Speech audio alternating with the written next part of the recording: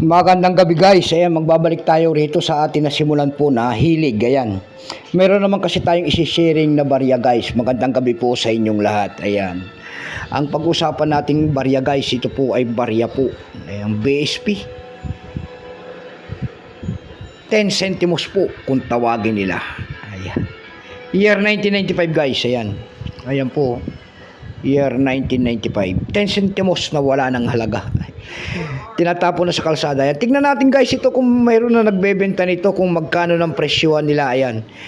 Ayan. Nakikita nyo ang likod po ay year 1993 ang pagtatag ng ating Bangko Sentral. Yung bilog na yan, cut wheel po yan. Diyan po bumabase ang ating mga kolektor kung anong reverse o ang isang coins. Ayan. 10 centimos po. Ayan. Pero bago yan tayo magpapasalamat muna sa lahat ng masugid na ating mga tagapagsubaybay dito po sa ating YouTube channel, Samuel Soriano TV 29. Ayan.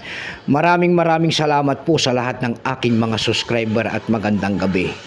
Maraming salamat din po sa manonood ko rin dyan sa aking FB page. Lalo na yung mga nakapalo sa aking FB page. Thank you so much, Samuel Soriano po. Ayan.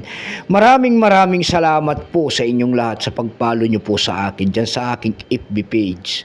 Yun naman po sana hindi pa po nakapag-subscribe dito sa ating munting channel. Anyayaan ko lang sana kahit malaking tulong na po ubagay ang inyong magagawa.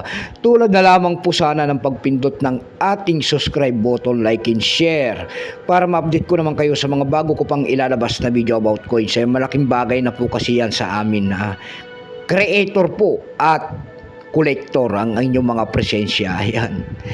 Malaking bagay na sa akin yan guys. Ayan. Nagsimula ang years ito guys mula year 1995 hanggang 2017. Value po nito ay 10 centimos.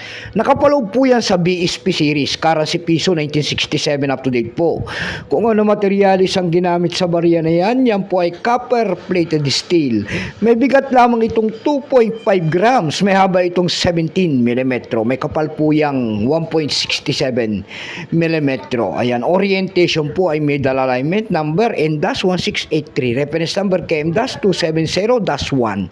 Ito pong year 1995 na ito, no mint mark. Ayan, no mint mark kung tawagin nila. Ayan, no mint mark, smaller, 10. Ayan. Ito po ay 17% guys. Ayan, may presyo na rin po yan doon sa ating numista guys. Binigyan na po ng presyo. Ayan, may presyo na. Yung kanyang almost uncirculated kung tawagin nila, may presyo po na 20 pesos. Yung kanyang uncirculated naman, yung napakakintab, may presyo po yan na 39 pesos. Dako naman tayo sa kanyang price doon sa ating eb.com. Sa eb.com guys, meron tayo nakita nagbebenta nito guys ng $7.70.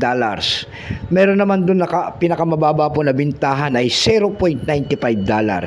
Dako naman tayo sa Carousel PH. Sa Carousel PH guys, meron tayo nakita nagbebenta nito ng 450 pesos.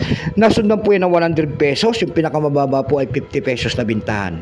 Ayan lamang po ang aking may babaging kanyang presyo po. Keep po sa inyo lahat and God bless.